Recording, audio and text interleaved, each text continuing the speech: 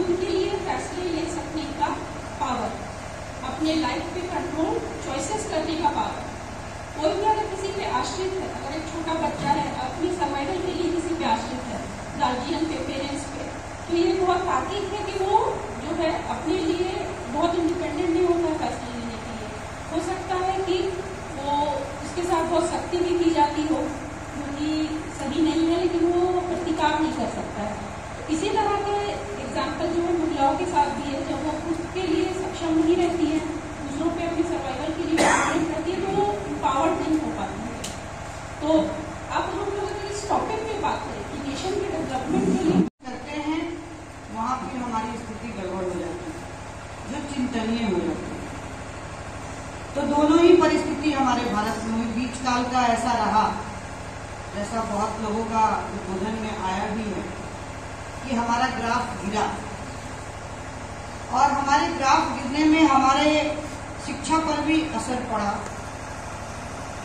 किसी भी राष्ट्र के विकास का अगर पैमाना आप देखेंगे, जैसा कि अभी मैडम ने बताया ही आपको, तो उसमें आपका शिक्षा दर के साथ साथ आपका जीडीपी भी बोलते हैं, जो आपका आर्थिक रेशियो क्या है। अब अगर जनसंख्या में हम लोग आधी आधी आ गए हैं, और हम अगर कोई कंट्रीब्यूशन इकोनॉमिक रूप से नहीं करते हैं, तो हमारा देश क्या विकसित देश के रूप में जा पाएगा?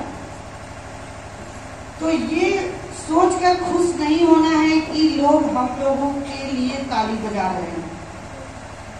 आपकी जरूरत महसूस हो रही है, देश को आपकी जरूरत महसूस हो रही है कि आपको फ्रंट से आकर के अपनी भूमिका फिर से निभानी है।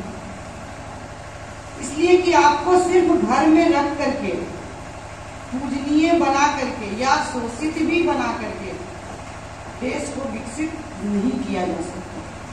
लेकिन जंगल में आग लग गई, तो जितने वहां के जीव जंतु थे वो सब भागने लगे अपने जान बचाने के लिए। एक छोटी सी गौरैया थी, उसने अपने चोंच से पानी लेकर के उस आग को बुझाने का प्रयास करना शुरू कर दिया।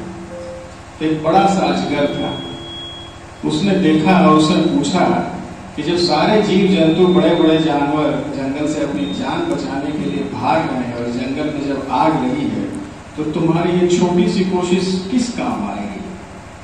तो उस गौरैया ने उस अजगर को कहा कि मेरा यह जो प्रयास है वह सिर्फ इसलिए है क्योंकि जब भी इस जंगल का इतिहास लिखा जाएगा, तो ये उस संदर्भ में लिखा जाएगा कि जब यहाँ आग लगी थी तो लोग भाग रहे थे और मैंने आग बुझाने का प्रयास किया था। तो अब जयशंकर प्रसाद ने भी कामायनी में एक लिखा है महिलाओं के बारे में, बहुत सुंदर पंक्ति है। मैं कल पढ़ रहा था, डॉक्टर कुमार विश्वास की पुत्री की शादी थी, उन्होंने भी इस रचना को बखूबी गाया है कि नारी तुम केवल श्रद्धा हो, नारी तुम केवल श्रद्धा हो, विश्वास रजत नगपग तल में, नारी तुम केवल श्रद्धा हो, विश्वास रजत नगपग तल में, पीयूष स्रोत से बहा करो जीवन के सुंदर समतल में।